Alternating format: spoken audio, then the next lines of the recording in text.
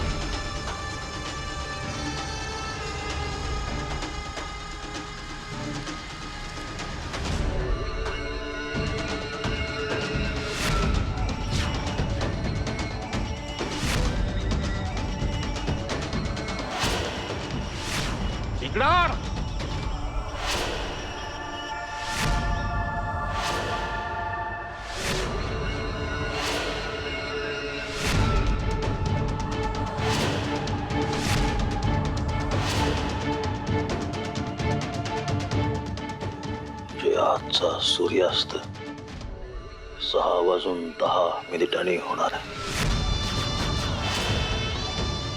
माझ्याकडे अजून अर्धा तास आहे.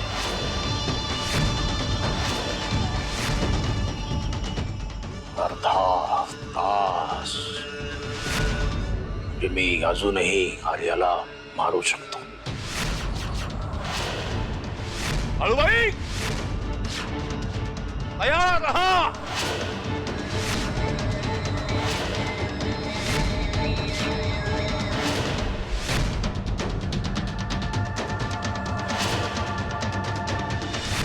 म्हणजे विराटनं तुझा जीव घेण्याचा इतका मोठा प्रयत्न केला.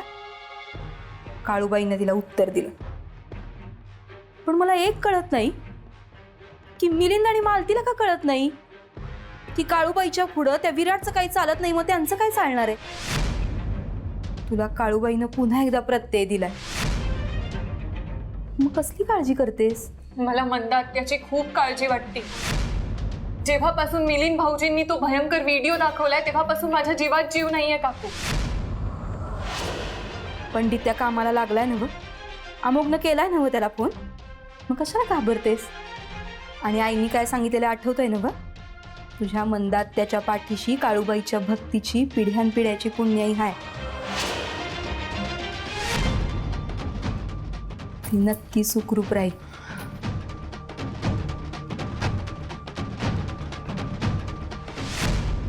मला विश्वास आहे आई काळूबाई, तू मंदात्याला नक्की वाचवणार. काळूबाईच्या नावानं चांग भलं.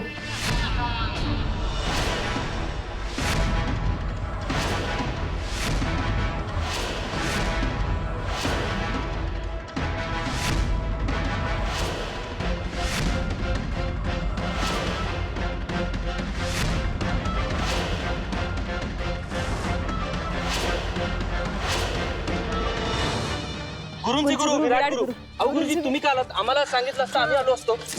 का गेला होतास? गुरुजी चिडलेत वाटतं. आपल्यावर नाही, दुसऱ्यावर. नाहीतर तिकडं तो सेवक माळा राहणार आणि आता हे इकडं दिवी शस्त्र घेऊन. म्हणजे सुंटी वाजून खोकला जाणार बहुतेक.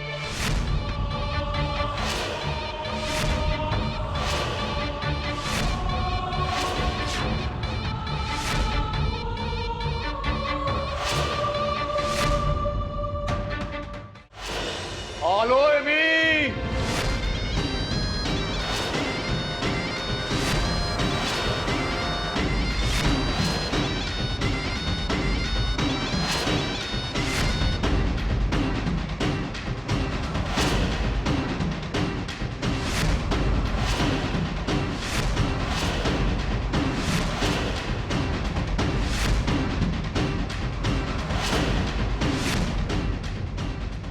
काकू विराट.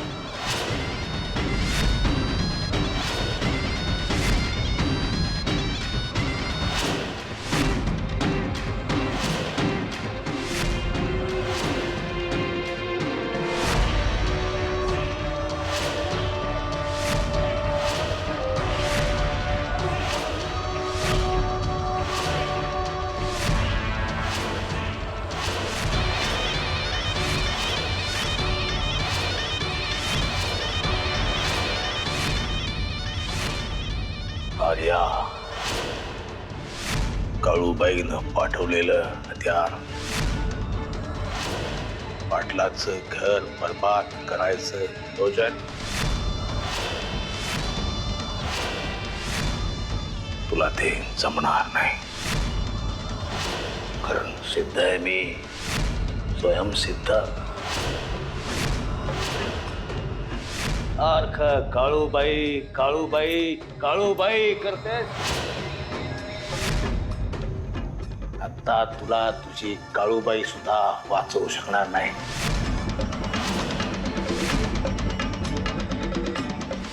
तेव्हा आता मरायला तयार हो.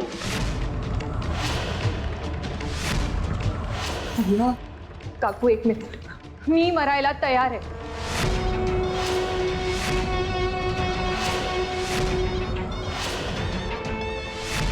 पण माझी आई काळूबाई मला मरू देणार नाही. तुमच्या शक्तीचा कधीच विजय होणार नाही.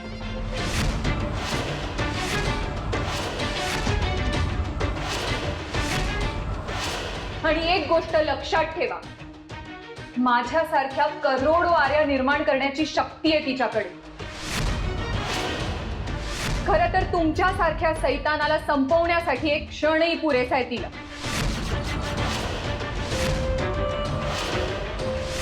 पण ती अधर्मानं वागत नाही. पण तुमच्या पापाचा घडा भरल्यानंतर ती तुम्हाला शिक्षा नक्की देणार. आणि तेव्हा तेव्हा तुम्हाला तिच्याशिवाय दुसरं कोणीही वाचू शकणार नाही.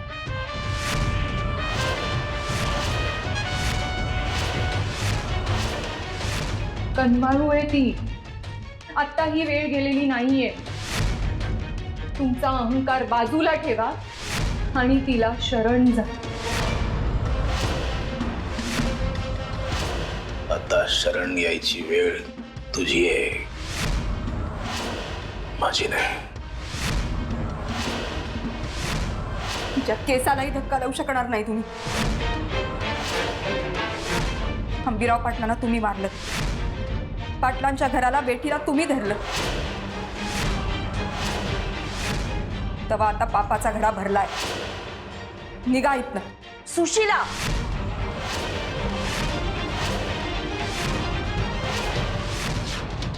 चा जीव घेतल्याशिवाय इथून जात नसतो मी आता.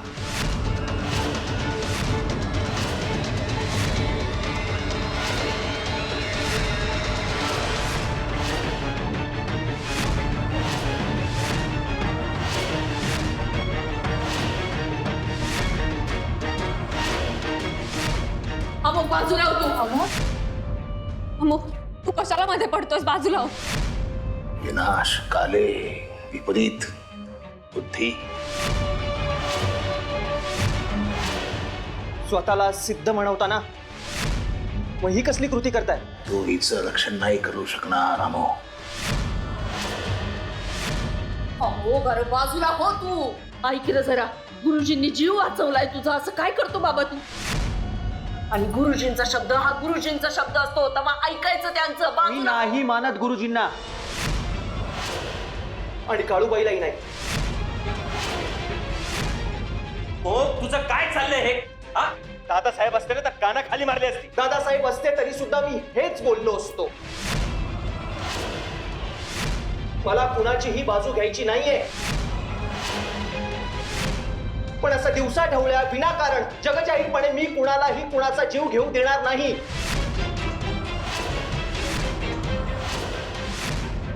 पहिलं शालिनी कसा बोलतोय तुझा मुलगा. ही पाटलाचं घर बर्बाद करायला आली.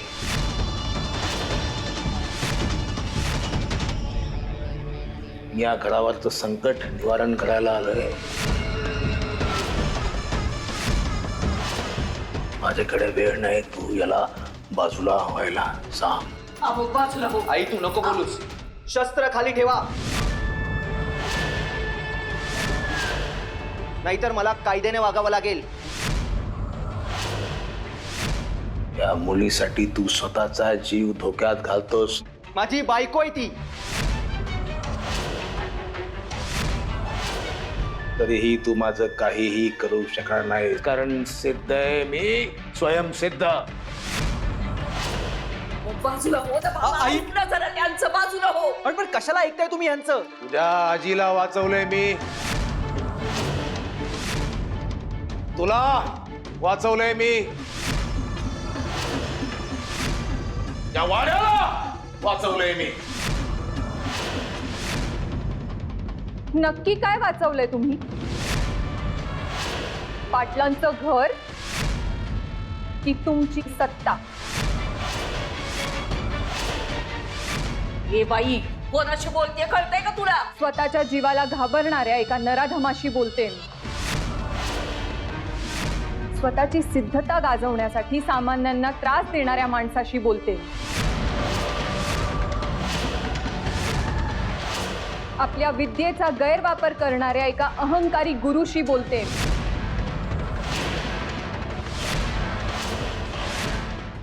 माझ्या सामर्थ्याची ताकद तुला माहित नाही असो, पाहिजे पहा मग.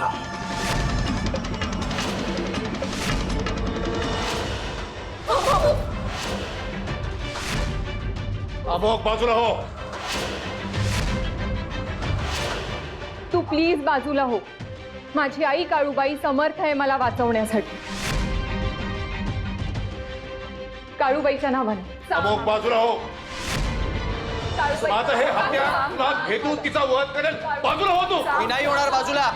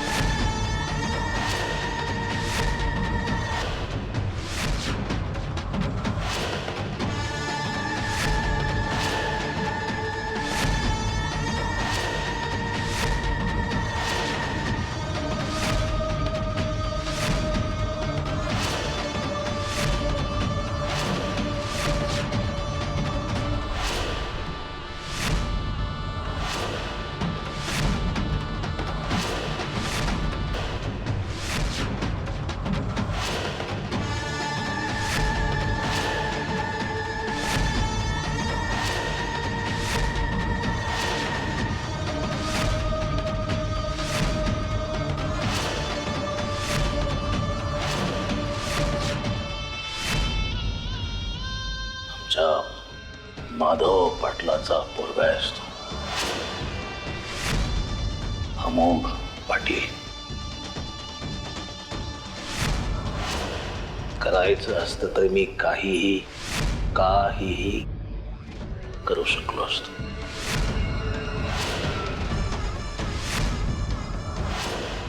मी तुला इजा पोहोचू शकत नाही है ना सारी.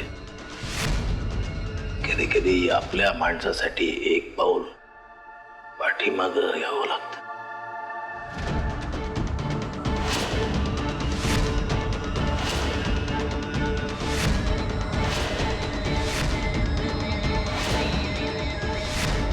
उन्माद नको, लवकरच भेट होईल पुन्हा. सावली सावली लाख्या सुराची सावली. अमोघ Are you out of your mind? तुला हे सगळं करताना एकदाही माझ्या मनाचा विचार नाही करावासा वाटला? काय करत होतास रे तू? या मुलीसाठी तू आपला जीव धोक्यात टाकायला निघालाय? पण काय बोलताय तुम्ही? तो माणूस या निरपराध मुलीचा जीव घ्यायला आला होता आणि मी गप्प बघत बसायला हवं होता. अरे बाबा मी काय थँक्यू सो मच. तुझ्या जागी दुसरं कुणी असतं ना तरी मी हेच केलं असतं. मला या घरात काळूबाईचा उदो नकोय आणि तुमच्या त्या विराट गुरुजींचा जय जयकारही नको आहे.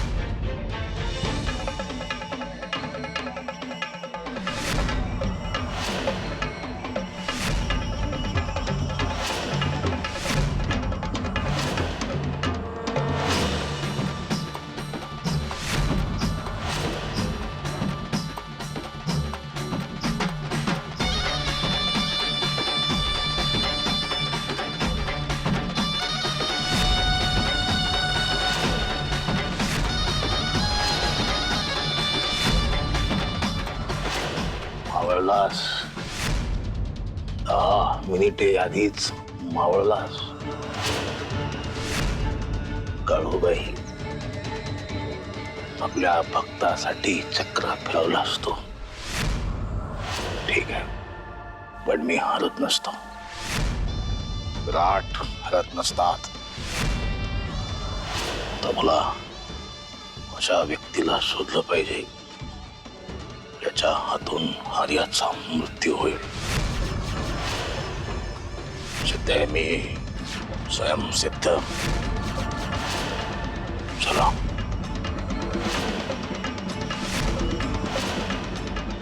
हे काय चाललंय समजा? काय कळणं झालंय बघ. सकाळी जे काय झालंय, आत्ता जे काय घडलंय, त्यावरून प्रकरण सोपं नाही वाटत आहे. गुरुजी इथं आले होते ते फक्त धमकवण्यासाठी आले होते असं वाटत नाही मला. आता ते रिकामे हातून गेलेत खरे, पण काहीतरी मोठं करायची चावल देऊन गेलेत. त्यांना काय करायचं ते करू दे, पण आपण हातावर हात धरून बसायचं नाही.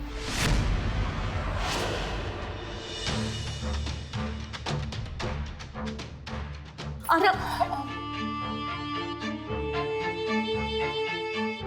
मला खात्री आहे एक दिवस आई काळूबाईच्या आणि माझ्या प्रेमाचा प्रत्यय तुला नक्की येईल. काय झालं आता? का रडतीयस? समजा झालंय ना म्हणे. काळूबाईची कृपा हाय तुझ्यावर. दरवेळेला माझ्या जीवावर बेतत आणि ती मला वाचवते पुन्हा पुन्हा. खरंच अशी कुठली पुण्य आहे माझी? अगं, तुमच्या पूर्वजांच्या काळूबाईच्या भक्तीची पुण्य हाय तुझ्या पाठीशी. तू सगळ्या परीक्षेत उतरतेस ना, मग ती कृपा करणारच की तुझ्यावर. पण दुःख याचं आहे की कोंडी होते हो माझी. अगं वय, पण तू समद्यांवर प्रेम करतेस की नाही? काळूबाईची भक्ती करतेस की नाहीस? आपलं माणूस दुरावणं म्हणजे काय असतं ते ठाव आहे मला. तुझे तर आई बाबा, भाऊ, सगळं कुटुंबच दुरावलंय तुझ्यापासनं. तरी बी तू काळूबाईची भक्ती करायची सोडली नाहीस आणि सोडणारही नाही. वय ना? चल तर मग उद्याच्या पूजेची तयारी करायची आपल्याला. कसली पूजा? अगं, काळ्या आईची पूजा.